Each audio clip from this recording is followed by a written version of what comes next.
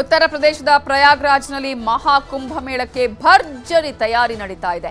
Sankranti ಹಬ್ಬದಿಂದ February 26ರವರೆಗೂ ಈ ಮೇಳ ನಡೆಯಲಿದ್ದು 144 ವರ್ಷಗಳ ನಂತರ ನಡೀತಾ ಇರುವ ಅತ್ಯಂತ ಅಪರೂಪದ ಕುಂಭಮೇಳ ಇದಾಗಿದೆ. ಈ ಬಾರಿಯ ಕುಂಭಮೇಳದಲ್ಲಿ ಸುಮಾರು 45 ಕೋಟಿಗೂ ಅಧಿಕ ಮಂದಿ ಪುಣ್ಯ ಸ್ನಾನವನ್ನ ಮಾಡುವ ನಿರೀಕ್ಷೆ ಇದೆ. ಈಗಾಗಲೇ ಮಹಾಕುಂಭಮೇಳ ನಡೀತಾ ಇರುವಂತಹ ಪ್ರಯಾಗ್ರಾಜ್ನಲ್ಲಿ ನ್ಯೂಸ್ 18 ಕನ್ನಡದ ಟೀಮ್ ಕೂಡ ಇದೆ. ಅಲ್ಲಿನ ಎಲ್ಲ ಮಾಹಿತಿಗಳನ್ನ ನಿಮ್ಮ ಮುಂದೆ ಇಡುವಂತಹ ಪ್ರಯತ್ನ ನ್ಯೂಸ್ 18 ಕನ್ನಡ ಮಾಡ್ತಾ ಇದೆ. ಇದರ ಬಗ್ಗೆ ಡೀಟೇಲ್ಸ್ ಅನ್ನ ಕೊಡೋದಕ್ಕೆ ಎಡಿಟರ್ ವೆಬ್ಸೈಟ್ ಆಗಿರುವಂತಹ ರಾಘವೇಂದ್ರ ಗುಡಿ ಈಗ ಅಲ್ಲಿಂದ ನೇರ ಸಂಪರ್ಕದಲ್ಲಿ ಜಾಯ್ನ್ ಆಗಿದ್ದಾರೆ.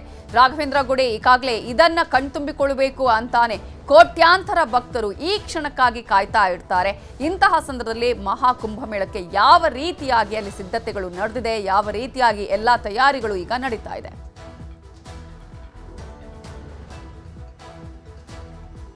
ನವಿತಾ, ನೀವು ಗಮನಿಸಬಹುದು, ಈಗ ನನ್ನ ಹಿಂದೆ ಕೂಡ ಸಾಕಷ್ಟು ಜನ ಆಗಮಿಸ್ತಾ ಇದ್ದಾರೆ, ಲಕ್ಷಾಂತರ ಜನ ಆಗಮಿಸ್ತಾ ಇದ್ದಾರೆ. ಇವತ್ತು ಒಂದ್ ರೀತಿಯಿಂದ ನೈಸರ್ಗಿಕ ವಂಡರ್ ಅನ್ಬೋದು, ಆ ರೀತಿಯಾದಂತಹ ಹವಾಮಾನ ಬದಲಾವಣೆಗಳು ಕೂಡ ಆಗ್ತಾ ಇದಾವೆ. ನಿನ್ನೆ ಇದೇ ಸಮಯಕ್ಕೆ ನಾವು ನೋಡಿದಾಗ ಸೂರ್ಯನ ಬಿಸಿಲಿತ್ತು, ಸಾಕಷ್ಟು ಸಂದರ್ಭದಲ್ಲಿ ನಮಗೆ ಜಾಕೆಟ್ ನ ಅವಶ್ಯಕತೆ ಕಂಡು ಬರ್ತಿರಲಿಲ್ಲ, ಅಷ್ಟು ಶೆಕೆ ಆಗುವಂತ ವಾತಾವರಣ ಇರ್ತಿತ್ತು. ಆದ್ರೆ ಈಗ ಇದ್ದಕ್ಕಿದ್ದ ಹಾಗೆ ಟೆಂಪರೇಚರ್ ಸಂಪೂರ್ಣವಾಗಿ ಡ್ರಾಪ್ ಆಗಿದೆ. ನೀವು ನೋಡ್ತಿರ್ಬೋದು, ಮಳೆ ಹನಿಗಳು ಕೂಡ ಬರ್ತಾ ಇದಾವೆ ಈಗ ನನ್ನ ಸುತ್ತಮುತ್ತ. ಆದ್ರೂ ಕೂಡ ಮಳೆ ಹನಿ ಬರ್ತಾ ಇದ್ರು, ಯಾವುದೇ ಚಳಿ ಹೆಚ್ಚಾಗ್ತಾ ಇದ್ರು ಕೂಡ ಜನ ಲೆಕ್ಕಿಸ್ತಾ ಇಲ್ಲ.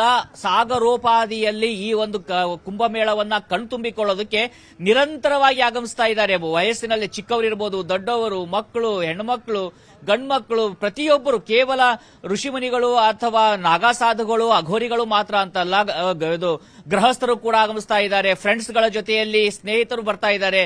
ಸಾಕಷ್ಟು ಜನ ಇನ್ಫ್ಯಾಕ್ಟ್ ಕರ್ನಾಟಕದಿಂದನೂ ಕೂಡ ಬಂದಿದ್ದಾರೆ. ಅದರಲ್ಲೂ ಕೆಲವರಿಗೆ ಎಷ್ಟು ಭಕ್ತಿ ಭಾವ ಇದೆ ಅಂದ್ರೆ ನವಿತಾ, ಬರಿಗಾಲಿನಲ್ಲಿ ನಡೆದುಕೊಂಡು ಈ ಒಂದು ಸಂಗಮದ ಹತ್ರ ಹೋಗ್ತಾ ಇದ್ದಾರೆ. ಅಂದ್ರೆ ಆ ಒಂದು ಪಾದರಕ್ಷೆಯನ್ನ ತೊಡುವಂತದ್ದು ಅವಶ್ಯಕತೆ ಇಲ್ಲ, ಅಷ್ಟು ಪವಿತ್ರವಾಗಿರ್ತಕ್ಕಂಥ ಸ್ಥಳ ಇದು ಅನ್ನುವಂತ ನಂಬಿಕೆ ಜನರಲ್ಲಿ ಇರುವಂತದ್ದು. ಸಾಕಷ್ಟು ಜನರನ್ನ ನಾವು ಮಾತಾಡ್ತಾ ಇದ್ದಾಗ ಅದೇ ಹೇಳ್ತಾ ಇದ್ದಿದ್ದು, ಏನೇ ಚಳಿ ಇರಲಿ, ಯಾವುದೇ ರೀತಿಯಾದಂತಹ ವಾತಾವರಣ ಇರಲಿ, ಭಕ್ತಿ ಇದ್ದಾಗ ಯಾವುದೂ ಕೂಡ ಲೆಕ್ಕಕ್ಕೆ ಇಲ್ಲ ಅನ್ನುವಂತ ವಿಚಾರವನ್ನ ಹೇಳ್ತಾ ಇದ್ರು. ಇನ್ನ ನೀವು ನೋಡ್ತಾ ಇರಬಹುದು, ಇಲ್ಲಿ ಮುಖ್ಯವಾದಂತಹ ದ್ವಾರ ಇರುವಂತದ್ದು ಪ್ರಯಾಗ್ ಮಹಾಕುಂಭದ ದ್ವಾರ ಇರುವಂತದ್ದು, ಅಲ್ಲಿಂದ ಆಗಮಿಸ್ತಾ ಇದ್ದಾರೆ.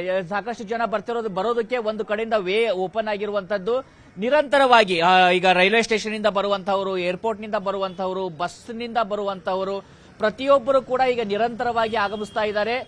ಜೊತೆಗೆ ತಮ್ಮದೇ ಆಗಿರ್ತಕ್ಕಂಥ ಲಗೇಜ್ಗಳನ್ನ, ಜೊತೆಗೆ ಧಾರ್ಮಿಕ ನಂಬಿಕೆಗೆ ಅನುಸಾರವಾಗಿರ್ತಕ್ಕಂಥ ಇಕ್ವಿಪ್ಮೆಂಟ್ಸ್ ಗಳನ್ನ, ಪ್ರತಿಯೊಂದನ್ನ ಕೂಡ ತೆಗೆದುಕೊಂಡು ಬರ್ತಾ ಇದ್ದಾರೆ. ನಾವು ನೋಡ್ತಾ ಇದೀವಿ ಇಲ್ಲಿ ಬರ್ತಾ ಇರೋದು.